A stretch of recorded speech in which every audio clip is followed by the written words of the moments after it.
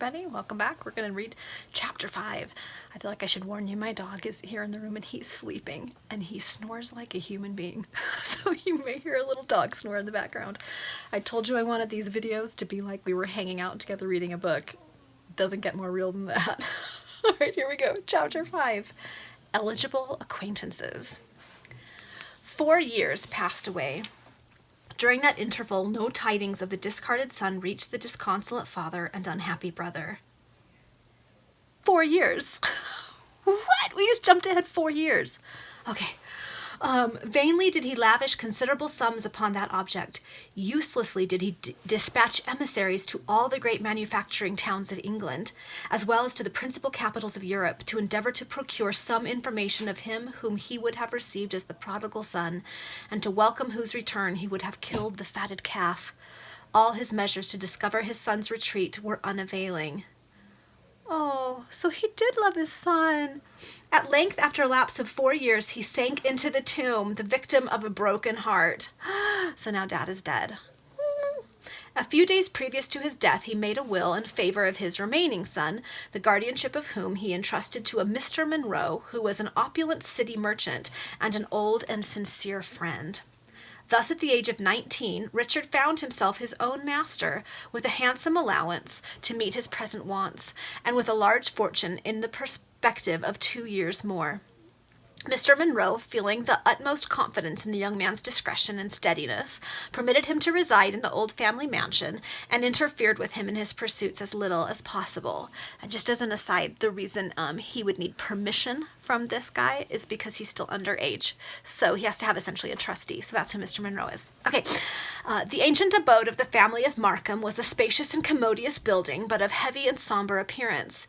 This gloomy aspect of the architecture was increased by the venerable trees that formed a dense rampart of verdure around the edifice.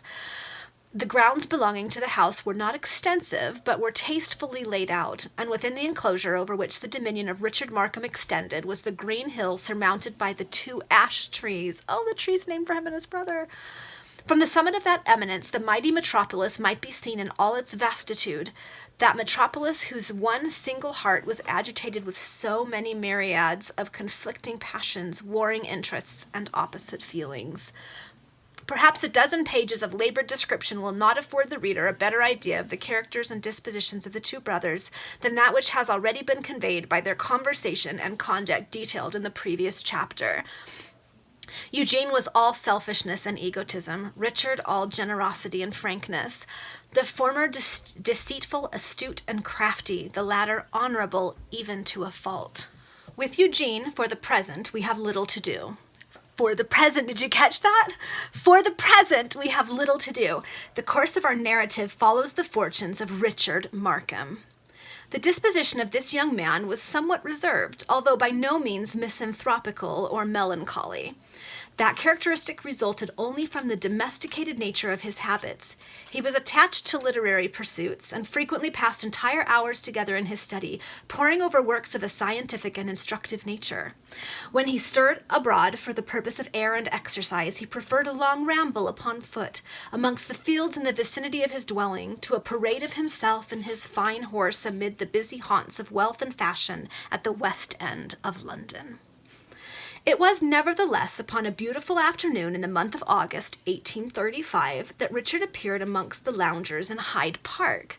He was on foot and attired in deep mourning, but his handsome countenance, symmetrical form, and thoroughly genteel and unassuming air attracted attention. So he's not only a good guy, he's a good-looking guy. Interesting. Parliament had been prolonged a fortnight before, and all London was said to be out of town. Oh, okay. Parliament had been prorogued a fortnight before. I'm like, prolonged. Prorogued a fortnight before. Dismissed.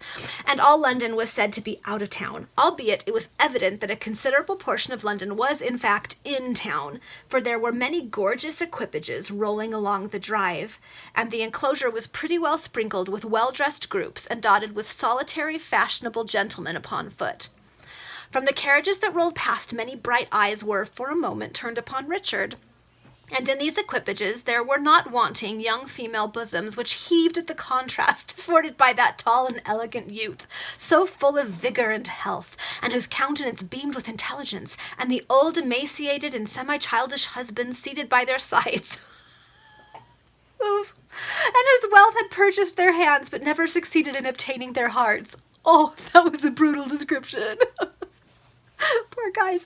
Richard, wearied with his walk, seated himself upon a bench and contemplated with some interest the moving pageantry before him. He was thus occupied when he was suddenly accosted by a stranger, who seated himself by his side in an easy manner and addressed some commonplace observation to him. This individual was a man of about 32, elegantly attired, agreeable in his manners, and prepossessing in appearance. Under this superficial tegument of gentility, a quicker eye than Richard Markham's would have detected a certain swagger in his gait, and a kind of dashing recklessness about him which produced an admirable effect upon the vulgar or the inexperienced, but which were not calculated to inspire immediate confidence in the thorough man of the world. Richard was, however, all frankness and honor himself, and he did not scruple to return such an answer to the stranger's remark as was calculated to encourage further conversation. "I see the Count is abroad again," observed the stranger, following with his eyes one of the horsemen in the drive. "Poor fellow, he has been playing at hide-and-seek for a long time." "Indeed, and wherefore?" exclaimed Richard. "What, are you a stranger in London, sir?" cried the well-dressed gentleman, transferring his eyes from the horseman to Markham's countenance, on which they were fixed with an expression of surprise and interest. "Very nearly so, although a resident in its immediate vicinity all my life." And with the natural ingenuousness of youth, Richard immediately communicated his entire history, from beginning to end, to his new acquaintance. I'm feeling that was a bad idea. Of a surety, there was not much to relate. But the stranger succeeded in finding out who the young man was, under what circumstances he was now living, and the amount of his present and future resources. Oh, Richard, you seemed so smart in the last chapter. "Of course you mean to see life," said the stranger. "Certainly. I have already studied the great world by the means of books." "But of course you know that there is nothing like experience." "I can understand how experience is necessary to a man who is anxious to make a fortune, but not to him who has already got one." Richard's being a dummy. "Oh, decidedly. It is frequently more difficult to keep a fortune than it is to obtain one." Well, there's some truth to that. "How, if I do not speculate?" "No, but others will speculate upon you." "I really cannot comprehend you. As I do not wish to increase my means, having enough, I shall neither speculate with my own, nor allow people to speculate with it for me, and thus I can run no risk of losing what I possess." The stranger gazed half incredulously upon Markham for a minute, and then his countenance expressed a species of sneer. "You have never played?" "Played? At cards, for money, I mean." "Oh, never!" "So much the better. Never do. Unless," added the stranger, "it is entirely amongst friends and men of honor. But will you avail yourself of my humble vehicle and take one turn around the drive?" The stranger pointed as he spoke to a very handsome phaeton and pair at a little distance, and attended by a dapper-looking servant in light blue livery with silver lace. "Might I have the honor of being acquainted with the name of a gentleman who exhibits so much kindness?" "My dear sir, I must really apologize for my sin of omission. You confided your own circumstances so frankly to me that I cannot do otherwise than show you equal confidence in return. Besides, amongst men of honor," he continued, laying particular stress upon a word which is only so frequently used to be abused, "such communications, you know, are necessary. I do not like that system of familiarity based upon no tenable grounds, which is now becoming so prevalent in London.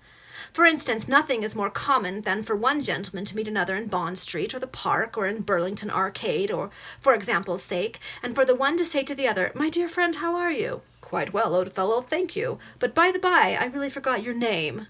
However," added the fashionable gentleman with a smile, "here is my card.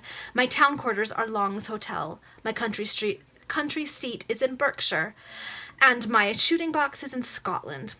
At all of which I shall be most happy to see you."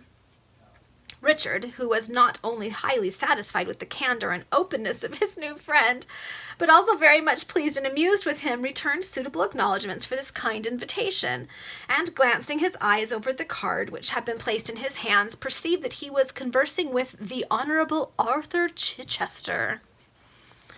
As they were moving towards the phaeton, a gentleman, elegantly attired of about the middle age, and particularly fascinating in his manners, accosted Mr. Chichester. "Ah, who would have thought of meeting you here when London is actually empty, and am ashamed of being yet left in it? Our mutual friend, the Duke, assured me that you were gone to Italy." "The Duke always has some joke at my expense," returned Mr. Chichester.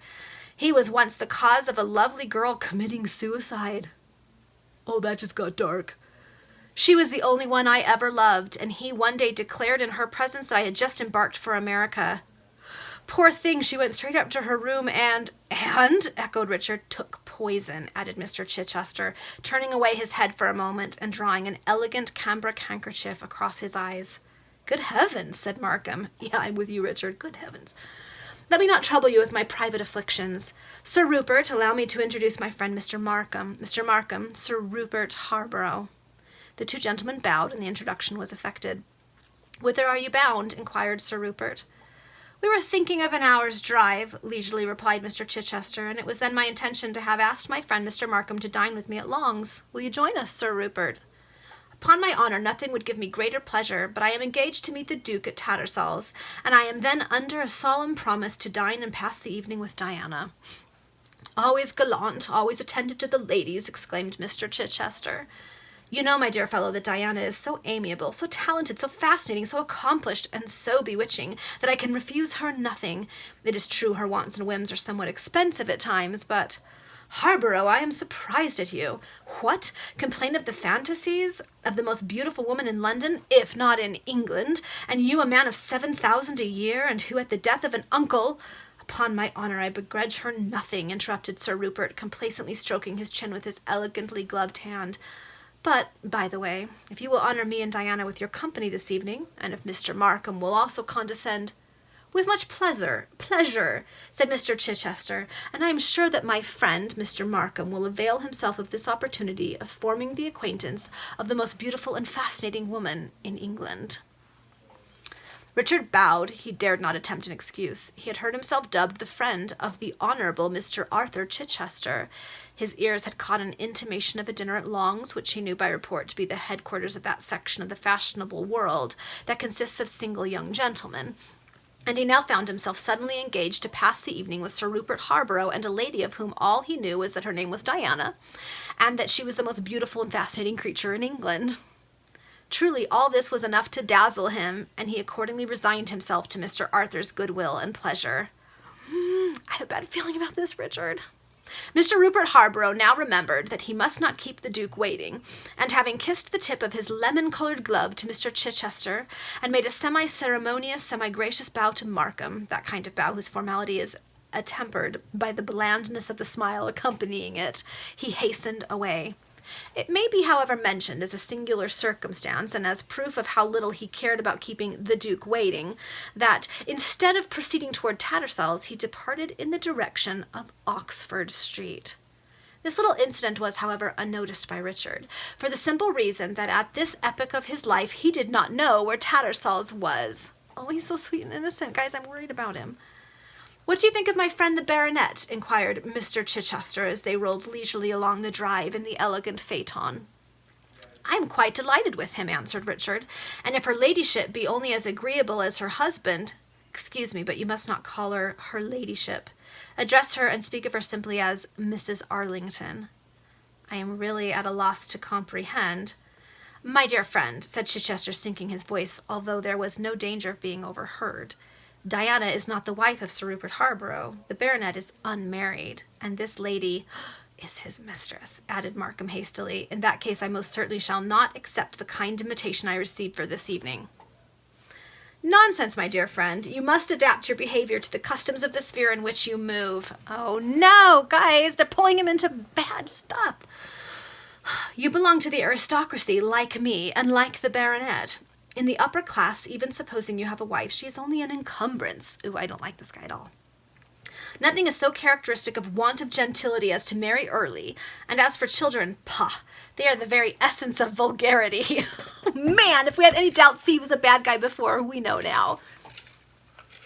Then, of course, every man of fashion in London has his mistress, even though he only keeps her for the sake of his friends.